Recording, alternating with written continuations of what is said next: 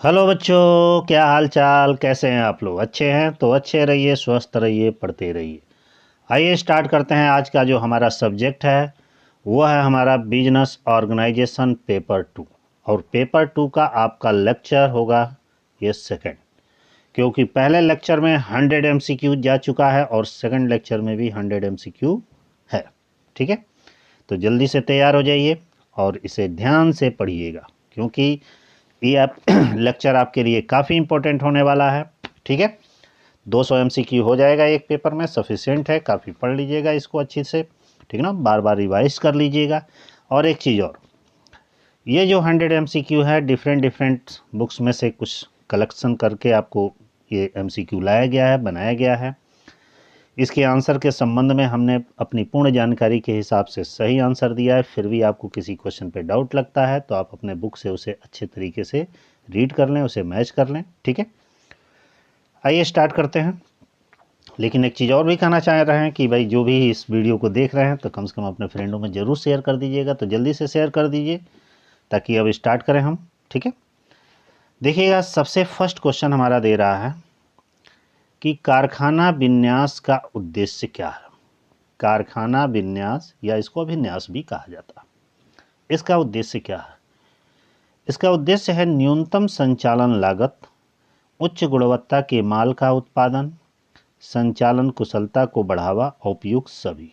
ये तीनों जो दिया गया है, ये तीनों ही कारखाना अभिन्यास के उद्देश्य हैं, इसलिए ये ऑप्शन पहला सही है।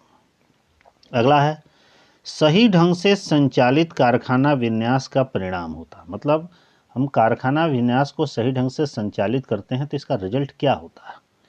ऑप्शन दे रहा है, सामग्री व प्रक्रियाओं का निर्विघ्न प्रवाह, सही है।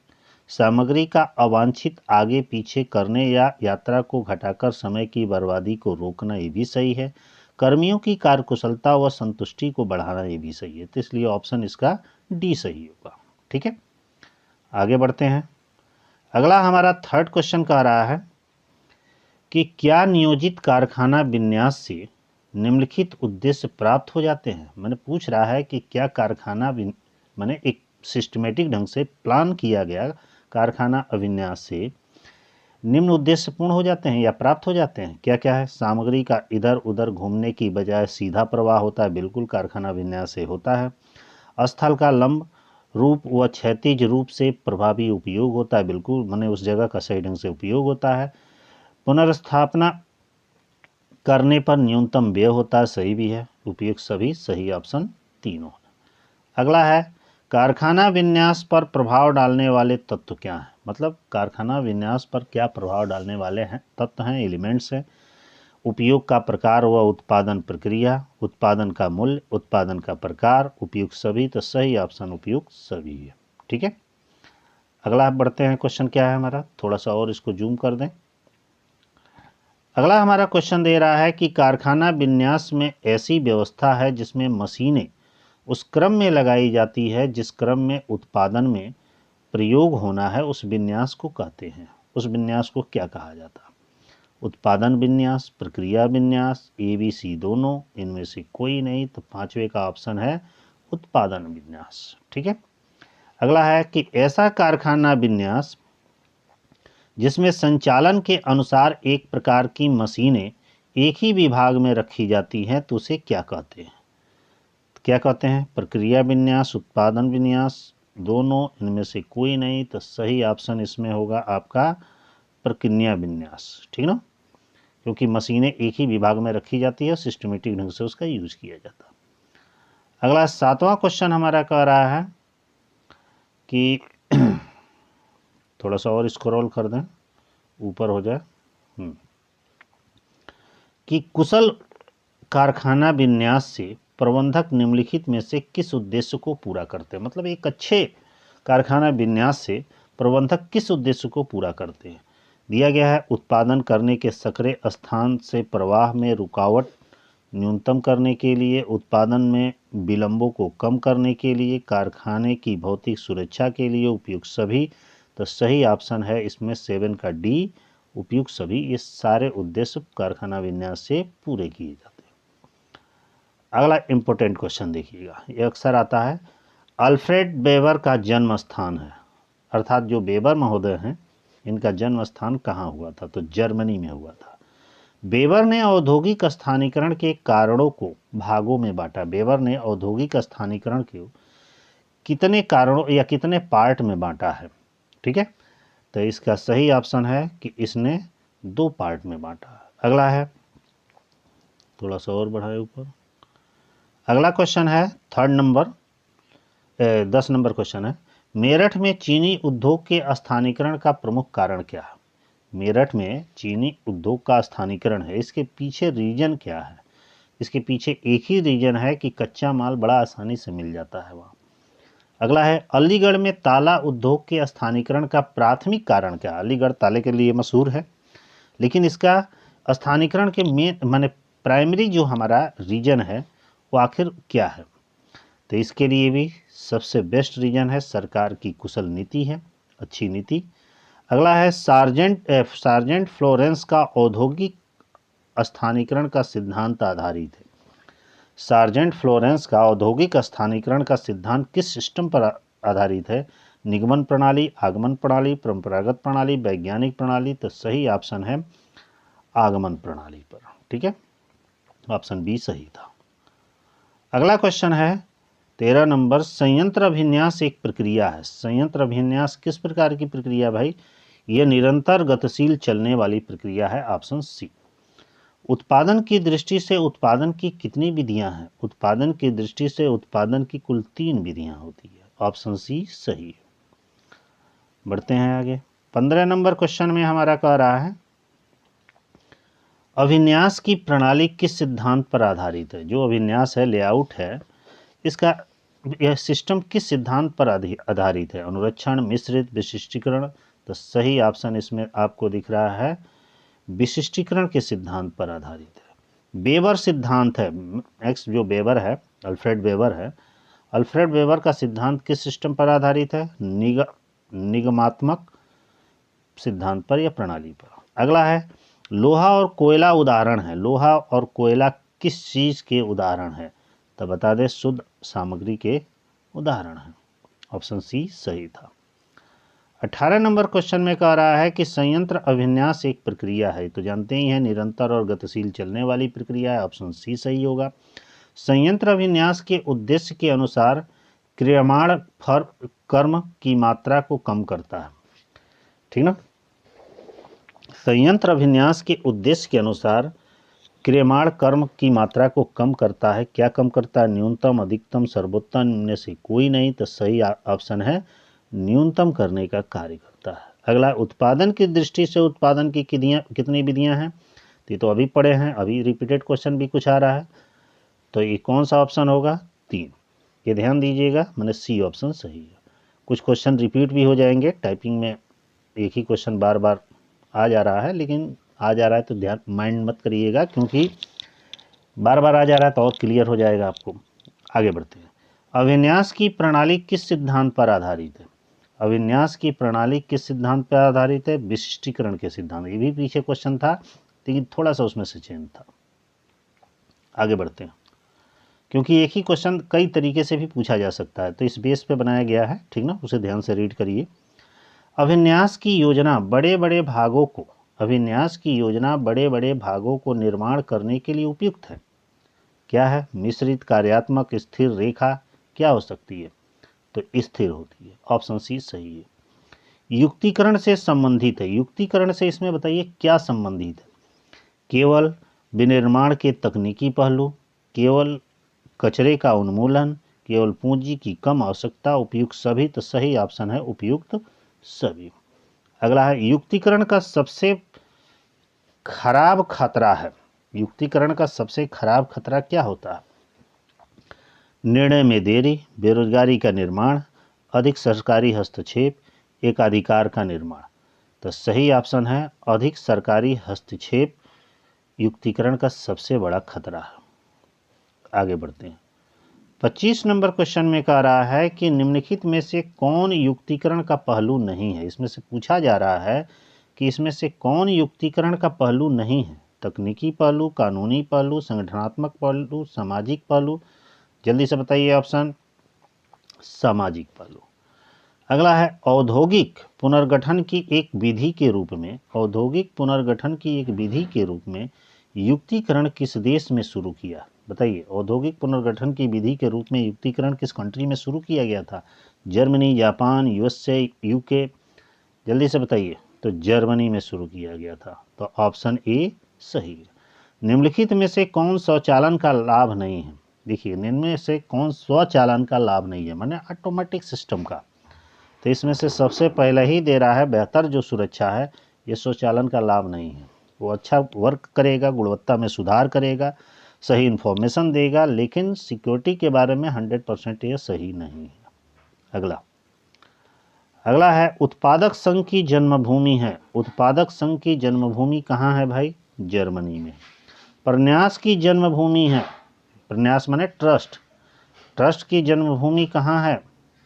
देखते हैं कौन कौन सा ऑप्शन है। जर्मनी दिया है, अमेरिका दिया है, इंग्लैंड दिया है, इनमें से कोई नहीं। तो सही ऑप्शन इनमें से मिलेगा, ट्रस्ट की जन्मभूमि अमेरिका है। संघ की जन्मभूमि कहाँ है? संघ की जन्मभूमि कहाँ है? अमेरिका में है। ये पढ़ लीजिएगा, कोई ना कोई एक जन्मभूमि आएगा, दो भी आ सकता है। व्यापारिक पार्षद संगठन है।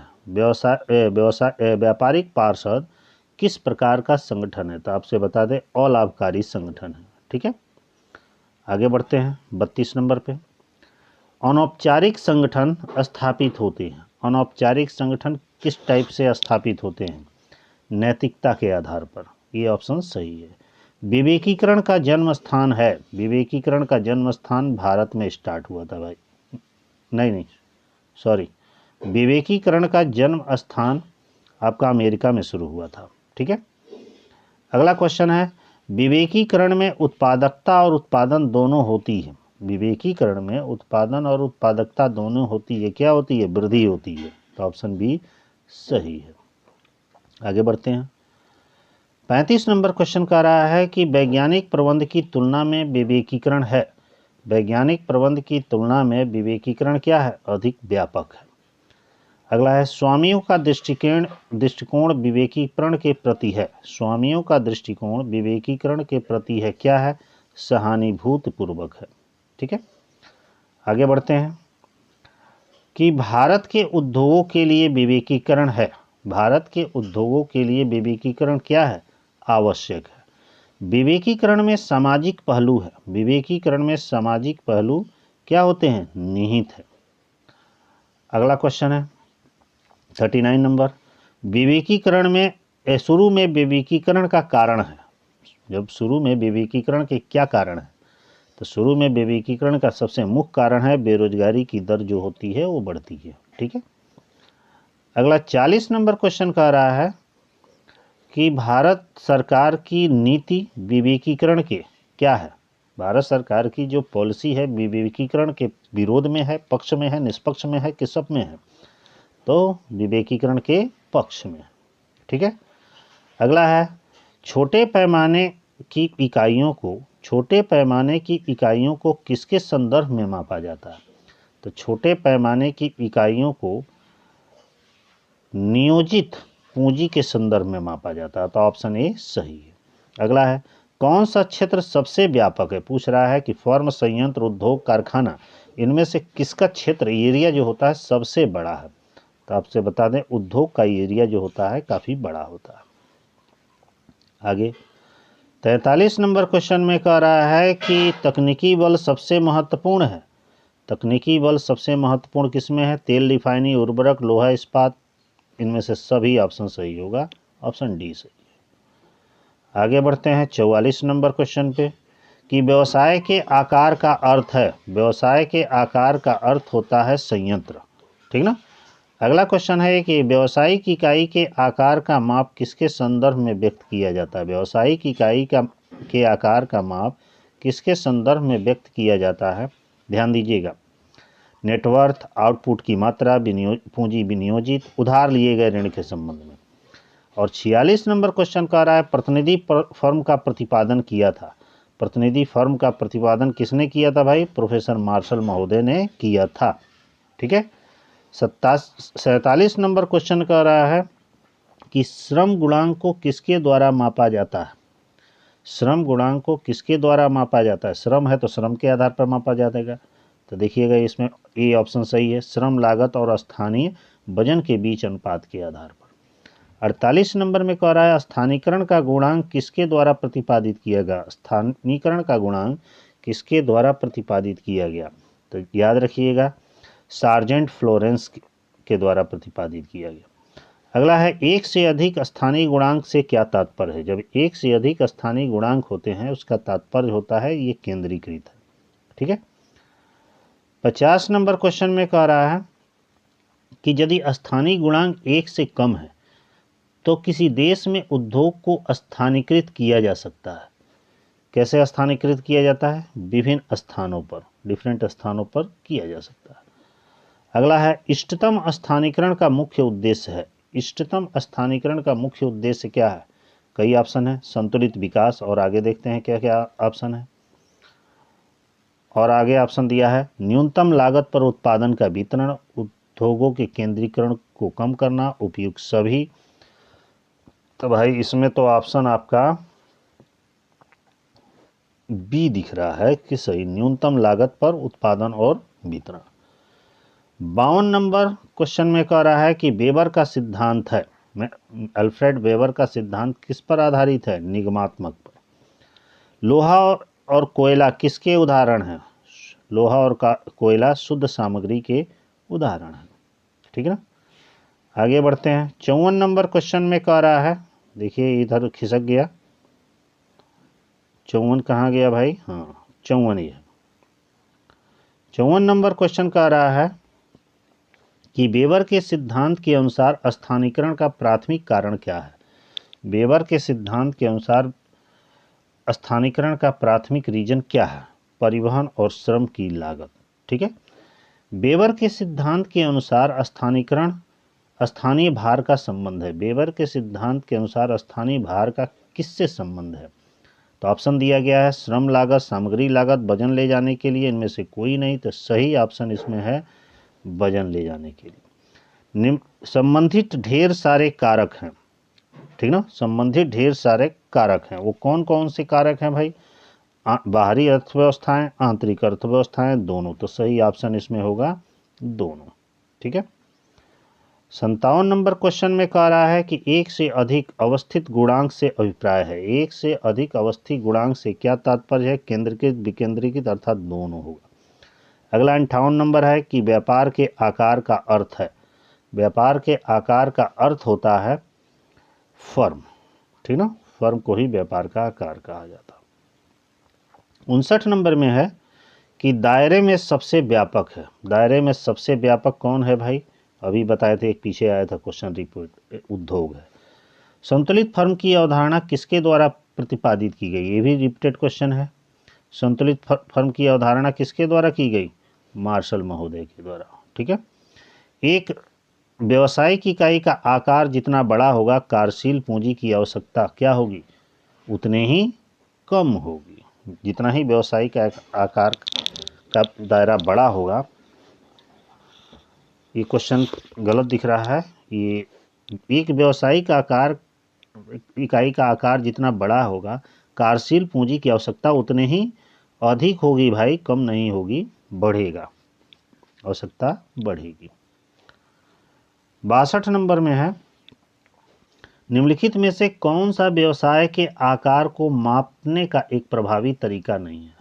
कौन से व्यवसाय के आकार का मापने का प्रभावी तरीका नहीं है? कर्मचारियों की संख्या, बिक्री की मात्रा, निवेश पूंजी का मूल्य, लाभ का स्तर। तो सही ऑप्शन इसमें से मिलेगा आपका कर्मचारियों की संख्या। संयोजन किस रूप में पूर्ण है? संयोजन किस रूप में पूर्ण है? अधिकार वाली कंपनी, पूल और कार्टर, विलयन, वाणिज्य मॉडल।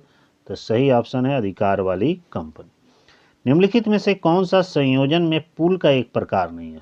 पूल का कौन सा प्रकार नहीं है? प्रबंधन पूल, आउट पूल, यातायात पूल, आय और लाभ पूल।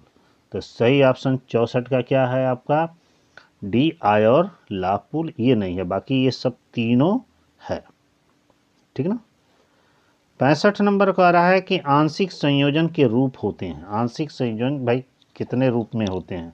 अधिकार वाली कंपनी, पूल और कार्टेल, विलयन और व्यापारिक संघ। तो सही ऑप्शन होगा इसका व्यापारिक संघ, ऑप्शन डी। 66 नंबर क्वेश्चन में कह रहा है कि निम्नलिखित में से किस उद्योग के लिए आर्द्र जलवायु सहायक होती है? निम्नलिखित में से किस उद्योग के लिए आर्द्र जलवायु सहायक होती है? तो आपसे बता दें, कपास के लिए आर्द्र जलवायु सहायक होती है। निम्नलिखित में से किस लेआउट प्रकार की सामग्री को पहली मशीन में डाला जाता है और तैयार उत्पाद को अंतिम मशीन से निकाला जाता है?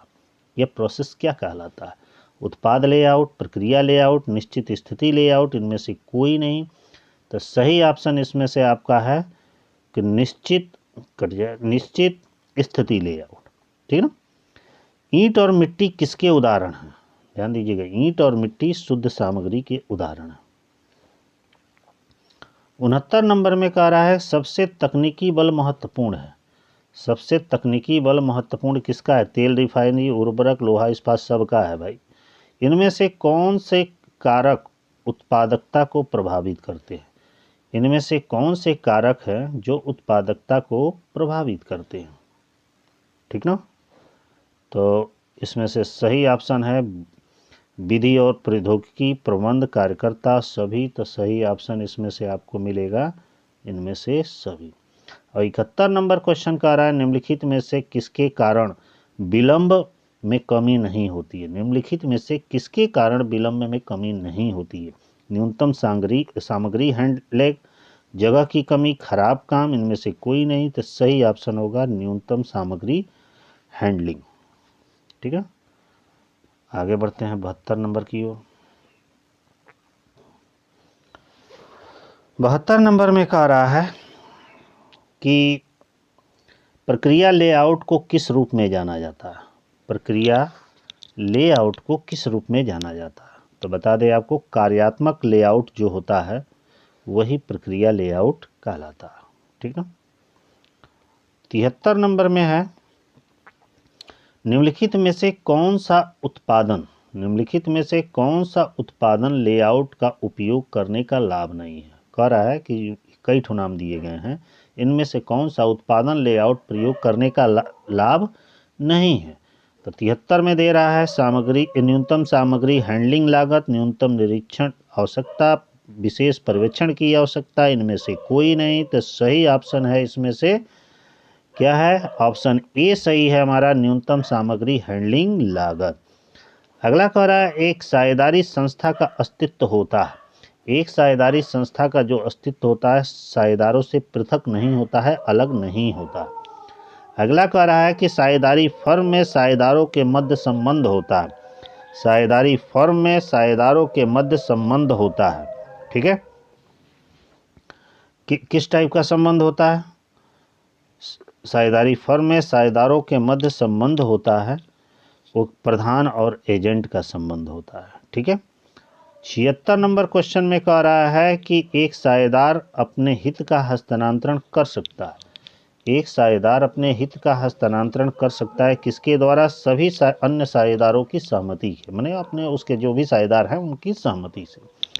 साझेदारों के मध्य साझेदारी के लिए अनुबंध होना चाहिए। साझेदारों के लिए साझेदारी के मध्य किस टाइप का अनुबंध होना चाहिए? मौखिक, लिखित, गर्भित, इनमें से सभी। ऑप्शन डी सही है, सभी।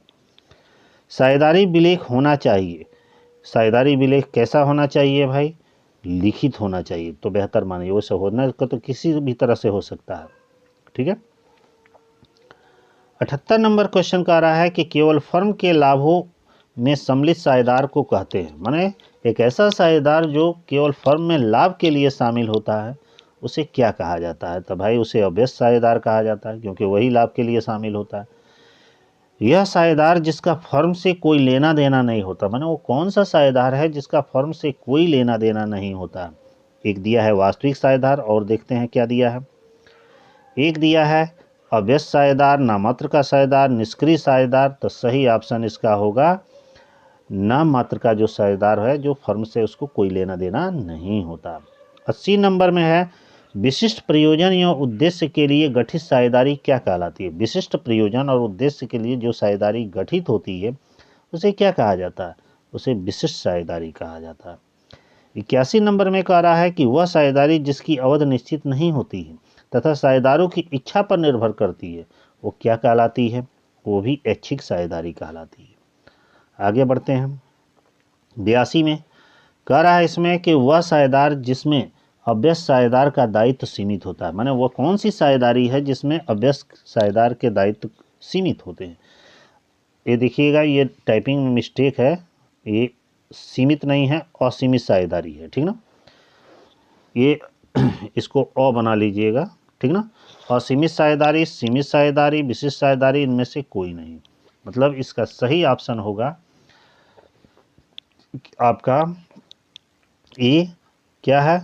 असीमित। वो सीमित लिखा है,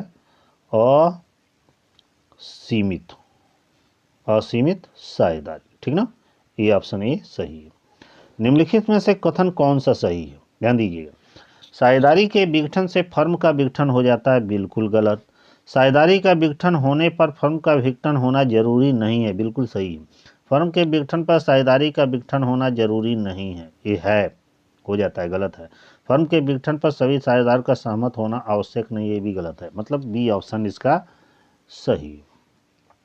आगे कह रहा है क्षैतिज संयोजन का उदाहरण है, मतलब हॉरिजेंटल जो कॉम्बिनेशन है उसका क्या उदाहरण है? एसोसिएटेड सीमेंट कंपनी, सेल, सील, उपरोक्त सभी। तो सही ऑप्शन है उपरोक्त सभी, 84 का डी होगा। आगे बढ़ते हैं। क्या 85 में कह रहा है कि जब कताई मिल व बुनाई मिल का संयोजन होता है तो क्या होता है? जब कताई मिल और बुनाई मिल का संयोजन होता है तो क्या होता है? उसे कहते हैं लंबवत संयोजन।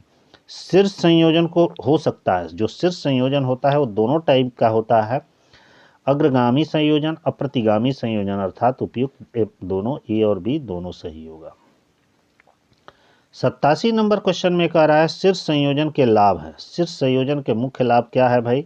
कच्चे माल की निश्चितता, आपूर्ति पर नियंत्रण, व्यापार चक्र से सुरक्षा, उपरोक्त सभी। तो सही ऑप्शन उपरोक्त सभी, डी। पारस्परिक निर्भरता दिखाई देती है। पारस्परिक निर्भरता कहाँ दिखाई देती है? क्षैतिज संयोजन में, शीर्ष संयोजन में, पार्श्व संयोजन में, उपरोक्त में से सभी। तो सही ऑप्शन इसका है शीर्ष संयोजन, ठीक ना, ऑप्शन बी। अगला है पार्श्व संयोजन को अन्य नाम से जाना जाता है। पार्श्व संयोजन को किस और नाम से जाना जाता है? सहबद्ध संयोजन के नाम से, ठीक है। अब 90 नंबर पे चलते हैं। 90 नंबर क्वेश्चन हमारा दे रहा है कि पार्श्व संयोजन हो सकता है। पार्श्व संयोजन होता है अंतर्मुखी भी होता है, बहिर्मुखी भी होता है, अर्थात ये दोनों ऑप्शन सही है, तो सी सही है। पूर्ण संगठन हो सकता है। पूर्ण संगठन भाई किस तरह से होता है? विलयन, सम्मिलियन, इनमें से कोई नहीं, और ये भी दोनों, अर्थात ऑप्शन डी सही है। अर्थात जो पूर्ण संगठन है वो विलयन और सम्मिलियन दोनों टाइप के होते हैं।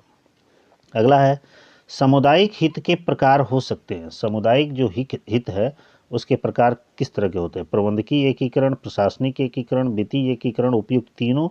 ऑप्शन इसका डी सही है, ठीक है। आगे बढ़ते हैं।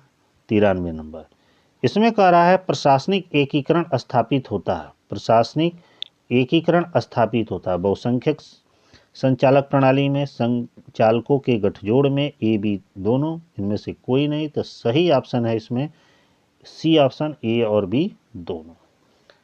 94 नंबर क्वेश्चन में कह रहा है कि निम्नलिखित में से कौन सूत्रधारी कंपनी का उदाहरण है? सूत्रधारी कंपनी का उदाहरण कौन सा है बताइए? सेल, ITI, भेल, इनमें से कोई नहीं। तो सेल इसका उदाहरण है। सूत्रधारी कंपनी को अपने पास सहायक कंपनी के कम से कम कितनी पूंजी होनी चाहिए या कितने शेयर होने चाहिए? तो 51%, ठीक है। ACC सीमेंट जो कंपनी है वो किस चीज़ का उदाहरण है भाई?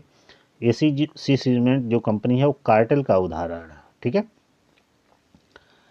97 नंबर क्वेश्चन में कह रहा है ट्रस्ट की स्थापना सर्वप्रथम हुई थी। ट्रस्ट की स्थापना सर्वप्रथम अमेरिका में हुई थी।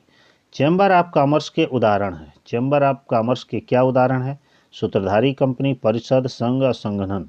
तो चैम्बर ऑफ कॉमर्स के सबसे बेस्ट आपका उदाहरण है सूत्रधारी कंपनी।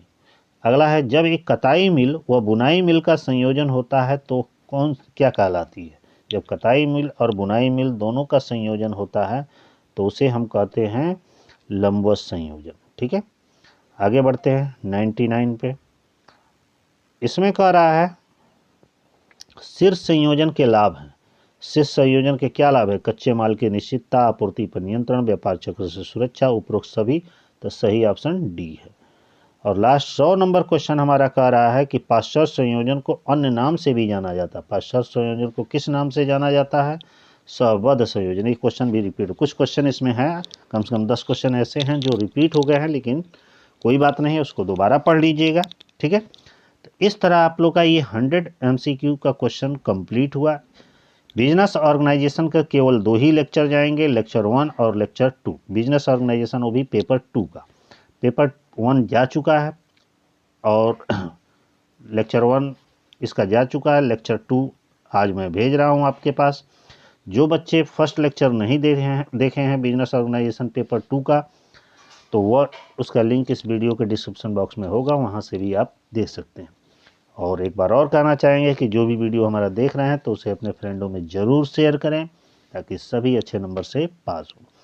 यदि किसी क्वेश्चन में डाउट लगता है तो उसे अपने बुक से अच्छे तरीके से पढ़ लें और उसे मिला लें। ठीक है, फिर नेक्स्ट वीडियो में बहुत जल्दी मिलते हैं, तब तक के लिए बाय।